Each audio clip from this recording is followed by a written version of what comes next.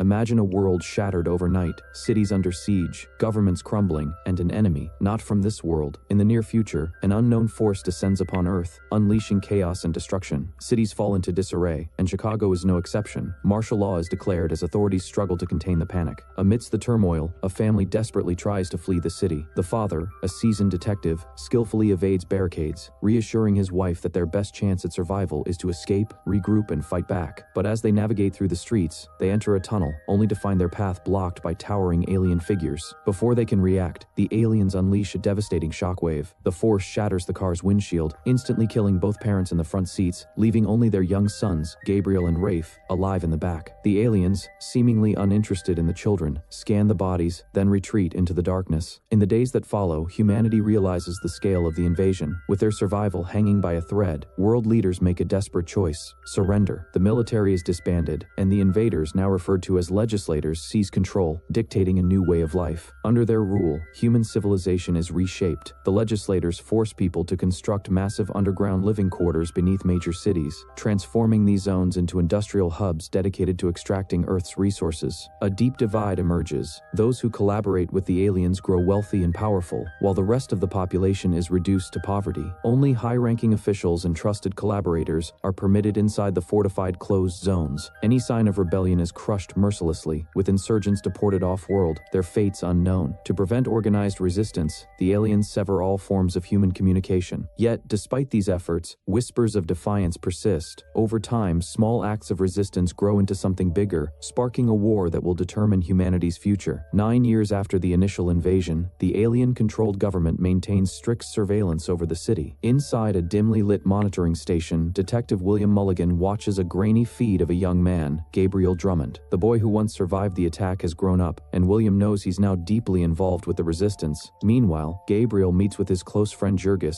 who brings good news: if they complete their mission tonight, they can finally escape. A boat is waiting for them, their ticket to freedom. As they move through the city, Gabriel's gaze lands on a poster of his older brother, Rafe. Once a key figure in the rebellion, Rafe is now a symbol of failed resistance. His whereabouts remain unknown. Some believe he's dead, others insist he's alive, waiting for the right moment to strike. While the rebellion fights in the shadows, William Mulligan investigates their movements. His latest lead points to a group called the Phoenix, a resistance faction that Gabriel and Rafe were once a part of. Many believe the group was wiped out by the aliens after their failed uprising, but William isn't convinced. Seeking answers, he visits a brothel, where a woman named Priscilla hands him a mysterious gift. They exchange cryptic words, and William confesses his suspicions about the Phoenix. His partner, however, remains skeptical. After all, if the Phoenix was truly destroyed, why are their symbols still appearing throughout the city? Later that night, two members of the resistance, Charles and Patrick, meet in secret. They discuss a crucial revelation. Their leader, known only as Number One, has uncovered a way into the heavily guarded stadium that will soon host the Unity Festival. If their plan succeeds, it could change everything. The attack is set for dawn. As morning breaks, Gabriel moves through the city, passing through security checkpoints with the help of his mandatory identification chip. At work, he accepts a cigarette from a woman, tucking it behind his ear before heading off to meet Jurgis. The two stand by the docks, looking at the boat that represents their only chance of escape. Jurgis pulls out a gun he managed to acquire, vowing to take down as many aliens as he can if they get caught. Gabriel, alarmed, warns him that carrying a weapon makes them a much bigger target. Their argument is cut short by the sound of an approaching car. Panic sets in, and they run, but Gabriel is captured. Behind the wheel sits William Mulligan. As they drive through the desolate streets, William reveals something shocking. He once worked alongside Gabriel's father. He warns Gabriel not to follow in his brother's footsteps, implying that Rafe's path only leads to destruction. Gabriel sets out to sell the cigarette, believing it holds great value, but things take a turn when he meets Raul, the supposed buyer. Instead of a transaction, Raul ambushes him, forcing him into a van and placing a restrictive collar around his neck. The collar temporarily disables Gabriel's implanted chip, cutting off his ability to be tracked. As the van speeds through the desolate city streets, Gabriel realizes he's being taken to a familiar yet ruined part of town. When they finally arrive at a rundown apartment, Raul escorts him inside. Seizing a moment of opportunity, Gabriel removes the collar, only to be met with a shocking sight. Standing before him is Rafe, his long-lost brother, whom he had assumed was dead. Rafe reveals that he is the only one who managed to escape and survive. Unlike Gabriel, he has completely removed his chip, making him invisible to the authorities. He takes the cigarette from Gabriel, explaining that it contains highly sensitive information meant for a secret resistance group known as the Phoenix. He then shares details about Number 1, a mysterious figure who leads the movement, yet no one truly knows their real identity. Rafe, determined to fight back against their alien oppressors, refuses to leave with Gabriel. Instead, he insists that the world must see that the invaders can be defeated. Before parting ways, he gives Gabriel money and tells him to flee to a secluded lake house. Once Gabriel leaves, Rafe carefully extracts the hidden message from the cigarette's paper roll. He sends the critical information through a chain of Phoenix members using an unconventional method, a trained carrier pigeon. Meanwhile, Gabriel returns home to his girlfriend, completely unaware that William and the authorities are surveilling him. Desperate, he begs her to leave with him, revealing the truth about Rafe's survival and his plan to attack. However, she refuses, fearing that if his brother is alive, they could be labeled as accomplices. Despite her resistance, Gabriel makes the painful decision to leave her behind. As soon as he steps outside, he spots William waiting for him. Without hesitation, Gabriel takes off, sprinting toward an underground tunnel near the restricted zone. Before William and the alien-controlled authorities can catch him, a squad of alien robots descends upon the scene, giving chase. Thinking fast, Gabriel reattaches the collar, rendering himself undetectable to both the robots and William. At the same time, Rafe's message reaches its intended destination, a covert Phoenix network hub. As the information is decrypted and passed along, it reveals a critical target, the mayor's deputy, who is about to gain access to the highly restricted zone. Word quickly spreads among the resistance. A young mechanic girl, realizing the significance of the message, rushes to prepare for action. Meanwhile, inside an underground medical facility, a doctor performs delicate procedures on resistance members, removing tracking chips embedded in their bodies. To fool the system, he replaces them with extracted chips from deceased law-abiding citizens. Additionally, he provides the team with special containers they can hold in their mouths, allowing them to pass as ordinary civilians under alien surveillance. Elsewhere, Rafe meets with a trusted priest, another key resistance member. Together, they visit an underground arms dealer, acquiring an advanced but undetectable explosive material. Sourced from an alien crash site, the material is unique. It becomes invisible when attached to organic matter, such as skin or hair, making it impossible to detect through security scans. As the resistance finalizes their preparations, the mission takes shape. During a crowded festival, they covertly attach the alien explosive to a high-ranking official. The moment he approaches a group of aliens, the device detonates, killing both him and several extraterrestrial operatives. Amid the ensuing chaos, Gabriel seizes the opportunity to flee the city. Meanwhile, William receives a cryptic package. Inside, he finds a cell phone. With the attack triggering immediate retaliation,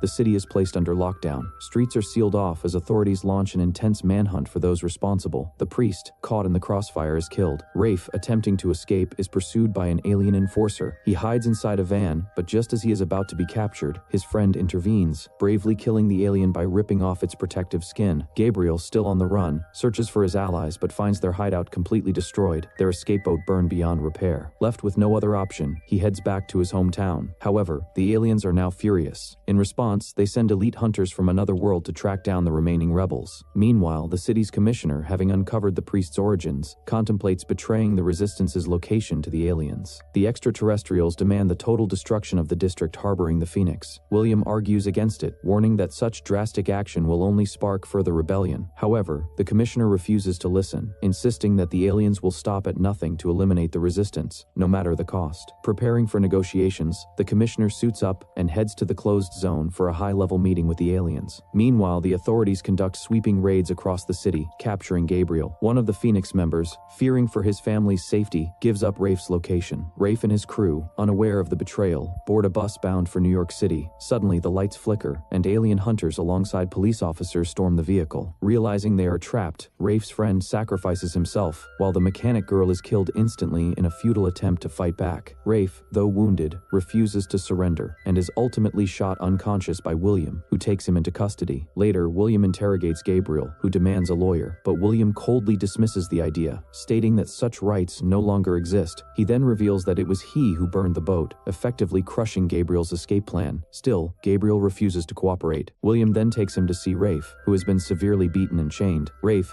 furious and defeated, assumes Gabriel had escaped as planned. Despite the torture, he urges his brother to remain silent. However, William makes an unexpected offer. If Gabriel agrees to help, help, Rafe's life might be spared. With little choice, Gabriel is tasked with delivering a marked newspaper to the Phoenix. He takes it to a familiar drop-off point, where he encounters Raul again. The city is now on the brink of civil war, with unrest echoing through the streets. Raul transports Gabriel in the same van as before, eventually delivering him to the Phoenix headquarters. There, he meets Patrick and Charles, two key figures in the movement. Skeptical of Gabriel's intentions, they hesitate, but eventually lead him to a brothel, a front for the Phoenix's operations. Before Gabriel can learn more, the police storm the building. A woman named Priscilla, shockingly aware of Gabriel's identity, is executed on the spot. William and his partner Shimode arrive at the scene, discovering surveillance equipment that reveals Priscilla's true identity. She was number one, the elusive leader of the Phoenix. With the resistance compromised, many members choose to end their own lives, rather than be captured. William, now appointed acting commissioner, reports directly to the alien overlords, declaring the Chicago resistance neutralized. However, Rafe and other prisoners are deported off-world, leaving Gabriel completely alone. In a final twist, William reveals that the entire mission was rigged from the start. He hands Gabriel a memory card containing an old video, a baby shower, with familiar faces, including Priscilla, William, and Phoenix members. Gabriel, overwhelmed, destroys the footage, ensuring its secrecy. Meanwhile, William, now deeply embedded within the alien ranks, enters the closed zone carrying an undetectable alien explosive. Moments later, the closed zone is obliterated, setting off a chain reaction as other resistance cells strike back across multiple cities. The war has officially begun.